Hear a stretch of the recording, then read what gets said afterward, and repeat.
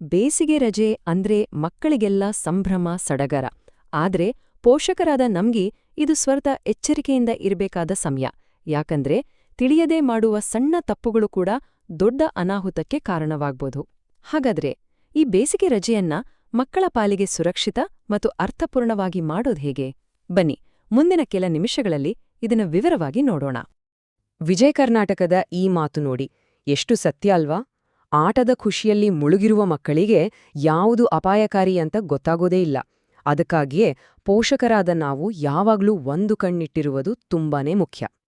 ಬೇಸಿಗೆ ಅಂತ ಕೆರೆ, ಬಾವಿಗಳಲ್ಲಿ ನೀರು ಕಡಿಮೆ ಇರುತ್ತೆ ಅಂತ ಮಕ್ಕಳನ್ನು ಆಟಕ್ಕೆ ಬಿಡೋದು ತುಂಬಾ ಅಪಾಯಕಾರಿ.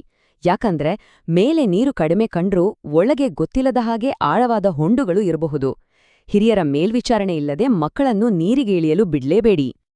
ಹಗ್ಗ ಕಟ್ಟಿ ಆಡೋ ಉಯ್ಯಾಲೆ ಅಥವಾ ಮರ ಹತ್ತೋದು ಇವೆಲ್ಲ ಮಕ್ಕಳಿಗೆ ಖುಷಿ ಕೊಡತ್ತೆ. ಆದ್ರೆ ಒಂದು ಸಣ್ಣ ಅಜಾಗರೂಕತೆ ಕೂಡ ದೊಡ್ಡ ಅವಘಡಕ್ಕೆ ಕಾರಣವಾಗಬಹುದು. ಮಕ್ಕಳು ಆಟವಾಡುವಾಗ ನಮ್ಮ ಗಮನ ಅವರ ಮೇರೆಯೇ ಇರ್ಲಿ. ಮಕ್ಕಳು ಸೈಕಲ್ ತುಳಿಯೋದು ಒಳ್ಳೇದೇ, ಆದ್ರೆ ಅವರು ಮುಖ್ಯ ರಸ್ತೆಗೆ ಬರೋದ್ಹಾಗೆ ನೋಡ್ಕೊಳ್ಳೋದು ನಮ್ಮ ಜವಾಬ್ದಾರಿ. ಅವರಿಗೆ ಸಂಚಾರ ನಿಯಮಗಳ ಬಗ್ಗೆ ಸರಳವಾಗಿ ತಿಳಿಹೇಳೋದು ಕೂಡ ಅಷ್ಟೇ ಅಗತ್ಯ. ಹಾಗಿದ್ರೆ ಈ ಮೋಜು ಮತ್ತು ಅಪಾಯಗಳ ಮಧ್ಯೆ ಒಂದು ಸಮತೋಲನವನ್ನ ಹೇಗೆ ಕಾಪಾಡ್ಕೊಳ್ಳೋದು? ಬನ್ನಿ, ಅದ್ರ ಬಗ್ಗೆನೇ ಈಗ ಮಾತಾಡೋಣ. ಇವತ್ತಿನ ಪೋಷಕರಿಗೆ ಇರುವ ಬಹುದೊಡ್ಡ ಗೊಂದಲ ಅಂದ್ರೆ ಇದೆ: ಮಕ್ಕಳನ್ನು ಯಾವಾಗಲೂ ಚಟುವಟಿಕೆಗಳಲ್ಲಿ ಬ್ಯುಸಿಯಾಗಿ ಇಡ್ಬೇಕಾ ಅಥವಾ ಅವರಿಗೆ ಬೋರ್ ಆಗೋಕೆ ಬಿಡ್ಬೇಕಾ? ಇದು ಕೇವಲ ಸಮಯದ ಪ್ರಶ್ನೆಯಲ್ಲ, ಮಕ್ಕಳ ಒಟ್ಟಾರೆ ಬೆಳವಣಿಗೆಗೆ ಸಂಬಂಧಿಸಿದ ಪ್ರಶ್ನೆ. ಸಂಶೋಧಕರು ಇದಕ್ಕೊಂದು ಹೆಸರು ಕೊಟ್ಟಿದ್ದಾರೆ: ಓವರ್ ಶೆಡ್ಯೂಲಿಂಗ್ ಹೈಪೋಥೆಸಿಸ್ ಅಂತ. ಸರಳವಾಗಿ ಹೇಳೋದಾದ್ರೆ, ಮಕ್ಕಳ ಪ್ರತಿಯೊಂದು ನಿಮಿಷವನ್ನು ನಾವು ಪ್ಲಾನ್ ಮಾಡಿದ ಚಟುವಟಿಕೆಗಳಿಂದ ತುಂಬಿಬಿಟ್ರೆ ಅವರಿಗೆ ತಾವಾಗೆ ಆಟ ಆಡ್ಕೊಂಡು ಹೊಸ ವಿಷಯಗಳನ್ನ ಕಲಿಯೋಕೆ ಸಮಯವೇ ಸಿಗೋದಿಲ್ಲ. ನೋಡಿ, ಈ ಎರಡಕ್ಕೂ ಅದರದೇ ಆದ ಪ್ರಾಮುಖ್ಯತೆ ಇದೆ. ವ್ಯವಸ್ಥಿತ ಚಟುವಟಿಕೆಗಳು ಅಂದ್ರೆ ಸ್ವಿಮ್ಮಿಂಗ್ ಅಥವಾ ಮ್ಯೂಸಿಕ್ ಕ್ಲಾಸ್ನಂಥವು ಒಂದು ನಿರ್ದಿಷ್ಟ ಕೌಶಲ್ಯವನ್ನ ಕಲಿಸಿದ್ರೆ ಮಕ್ಕಳು ತಾವಾಗಿ ಆಡುವ ಮುಕ್ತ ಆಟ, ಸೃಜನಶೀಲತೆ, ಸ್ವಯಂ ನಿಯಂತ್ರಣದಂತಹ ಪ್ರಮುಖ ಜೀವನ ಕೌಶಲ್ಯಗಳನ್ನ ಕಲಿಸುತ್ತೆ. ಸೊ ಎರಡರ ನಡುವೆ ಒಂದು ಬ್ಯಾಲೆನ್ಸ್ ಬೇಕು. ಸರಿ, ಇಷ್ಟೆಲ್ಲ ಆಯ್ತು. ಈಗ ಆರೋಗ್ಯ ಮತ್ತು ಸುರಕ್ಷತೆ ಬಗ್ಗೆ ಮಾತಾಡೋಣ. ಯಾಕಂದ್ರೆ ಮಕ್ಕಳ ವಿಷಯದಲ್ಲಿ ಇದೇ ನಮ್ಮ ಮೊದಲ ಆದ್ಯತೆ ಆಗಿರ್ಬೇಕು. ಬೇಸಿಗೆಯಲ್ಲಿ ಮಕ್ಕಳ ಆರೋಗ್ಯ ಕಾಪಾಡ್ಕೊಳ್ಳೋಕೆ ಕೆಲವು ಸಿಂಪಲ್ ನಿಯಮಗಳನ್ನ ಪಾಲಿಸಿದ್ರೆ ಸಾಕು. ಮೊದಲನೆಯದಾಗಿ ಏನು ಮಾಡ್ಬೇಕು ಅಂತ ನೋಡೋಣ. ಸಾಕಷ್ಟು ನೀರು, ಎಳೆನೀರು, ಮಜ್ಜಿಗೆ ಕುಡಿಯೋದು, ಕಲ್ಲಂಗಡಿ, ಸೌತೆಕಾಯಿ ತರಹದ ಹಣ್ಣುಗಳನ್ನು ತಿನ್ನೋದು, ಹತ್ತಿ ಬಟ್ಟೆ ಹಾಕೋದು, ಬೆಳಗ್ಗೆ ಸಂಜೆ ಮಾತ್ರ ಹೊರಗೆ ಆಟ ಆಡೋದು ಮತ್ತೆ ಚೆನ್ನಾಗಿ ನಿದ್ದೆ ಮಾಡೋದು. ಈ 5 ಸೂತ್ರಗಳು ಮಕ್ಕಳನ್ನು ಆರೋಗ್ಯವಾಗಿಡುತ್ತೆ.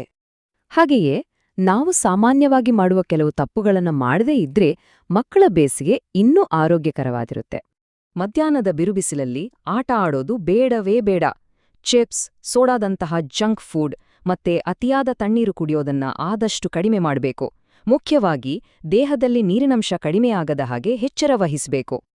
ಇಷ್ಟೆಲ್ಲ ಕಾಳಜಿ ವಹಿಸಿದ್ರೂ ಕೆಲವೊಮ್ಮೆ ಹೀಟ್ ಸ್ಟ್ರೋಕ್, ನಿರ್ಜಲೀಕರಣ ಅಥವಾ ಹೊಟ್ಟೆ ಸೋಂಕಿನಂತಹ ಸಮಸ್ಯೆಗಳು ಕಾಣಿಸ್ಕೊಳ್ಬಹುದು. ಇಲ್ಲಿ ಕೊಟ್ಟಿರೋ ಯಾವುದೇ ಲಕ್ಷಣಗಳು ಕಂಡುಬಂದ್ರೆ ದಯವಿಟ್ಟು ತಡ ಮಾಡಬೇಡಿ, ತಕ್ಷಣ ವೈದ್ಯರನ್ನು ಸಂಪರ್ಕಿಸಿ. ಬೇಸಿಗೆ ರಜೆ ಅಂದ್ರೆ ಕೇವಲ ಆಟ, ಮೋಜು ಅಷ್ಟೇ ಅಲ್ಲ. ಮಕ್ಕಳಿಗೆ ಶಾಲೆಯಲ್ಲಿ ಸಿಗ್ದಂತಹ ಪ್ರಾಯೋಗಿಕ ಕೌಶಲ್ಯಗಳನ್ನ ಕಲಿಸೋಕೆ ಇದೊಂದು ಅದ್ಭುತ ಅವಕಾಶ. ಅದನ್ನ ಹೇಗೆ ಬಳಸ್ಕೊಳ್ಬೋದು? ಈ ಜೀವನ ಕೌಶಲ್ಯಗಳು ಅಂದ್ರೇನು? ಅಂಕಗಳನ್ನು ಮೀರಿ ಬದುಕನ್ನು ಧೈರ್ಯವಾಗಿ ಎದುರಿಸಲು ಬೇಕಾದ ಸಾಮರ್ಥ್ಯಗಳು. ಇವು ಮಕ್ಕಳನ್ನ ಸ್ವತಂತ್ರರನ್ನಾಗಿ ಮಾಡುತ್ತವೆ, ಆತ್ಮವಿಶ್ವಾಸವನ್ನು ಹೆಚ್ಚಿಸುತ್ತವೆ. ಇದನ್ನ ಕಲಿಸೋದು ತುಂಬಾ ಸುಲಭ. 2 ಹಂತಗಳು. ಮೊದಲನೇದು ಅವರ ಕೋಣೆ ಕ್ಲೀನ್ ಮಾಡೋದು, ಗಿಡಗಳಿಗೆ ನೀರ್ ಹಾಕೋದು, ಈ ತರಹದ ವಯಸ್ಸಿಗೆ ತಕ್ಕ ಸಣ್ಣಪುಟ್ಟ ಜವಾಬ್ದಾರಿಗಳನ್ನ ಕೊಡೋದು. 2ನೇದು ಅವರೇ ಕೆಲವು ನಿರ್ಧಾರಗಳನ್ನ ತೆಗೆದುಕೊಳ್ಳಲು ಅವಕಾಶ ಮಾಡಿಕೊಡೋದು. ಸರಿ, ಈಗ ಒಂದು ಸೂಪರ್ ಫನ್ ಚಟುವಟಿಕೆ ಬಗ್ಗೆ ಹೇಳ್ತೀನಿ. ಇದು ಆಟ ಆಡ್ತಾ ಪಾಠ ಕಲಿಯೋ ಹಾಗೆ. ಚಟುವಟಿಕೆ ಹೆಸರು 2000 ರೂಪಾಯಿಯ ಒಂದು ದಿನದ ಪ್ರವಾಸ. ಮಗುವಿಗೆ 2000 ರೂಪಾಯಿ ಕೊಟ್ಟು ಹತ್ತಿರದ ಯಾವುದಾದರೂ ಒಂದು ಜಾಗಕ್ಕೆ ಒಂದು ದಿನದ ಫ್ಯಾಮಿಲಿ ಟ್ರಿಪ್ ಪ್ಲಾನ್ ಮಾಡೋಕ್ ಹೇಳಿ. ಬಸ್ ಚಾರ್ಜ್ ಎಷ್ಟು, ಎಂಟ್ರಿ ಫೀ ಎಷ್ಟು, ಊಟಕ್ಕೆಷ್ಟಾಗಬಹುದು, ಇದನ್ನೆಲ್ಲ ಅವರೇ ಲೆಕ್ಕ ಹಾಕ್ಲಿ. ಇದರಿಂದ ಅವರಿಗೆ ಬಜೆಟಿಂಗ್, ಪ್ಲಾನಿಂಗ್ ಮತ್ತು ಗಣಿತ ಎಲ್ಲವೂ ಸಹ ಸಹಜವಾಗಿ ಅರ್ಥವಾಗುತ್ತೆ. ಈಗ ನಾವು ಕೊನೆಯ ಭಾಗಕ್ಕೆ ಬಂದಿದ್ದೇವೆ. ಈ ಭಾಗದಲ್ಲಿ ರಜೆಯಲ್ಲಿ ಮಕ್ಕಳ ಬೆಳವಣಿಗೆಯ ಬಗ್ಗೆ ನಮ್ಮ ದೃಷ್ಟಿಕೋನ ಹೇಗಿರ್ಬೇಕು ಅಂತ ನೋಡೋಣ. ಇಲ್ಲಿ ನಾವೇ ಕೇಳ್ಕೊಳ್ಬೇಕಾದ ಒಂದು ಮುಖ್ಯವಾದ ಪ್ರಶ್ನೆ ಇದೆ. ಪೋಷಕರಾಗಿ ನಮ್ಮ ಗುರಿ ಮಕ್ಕಳನ್ನ ಕಂಟ್ರೋಲ್ ಮಾಡೋದಾ ಅಥವಾ ಅವರಿಗ ಸರಿಯಾದ ದಾರಿ ತೋರಿಸಿ ಮಾರ್ಗದರ್ಶನ ಮಾಡೋದಾ? ಹಾವರ್ಡ್ನ ಈ ಮಾತು ನೋಡಿ.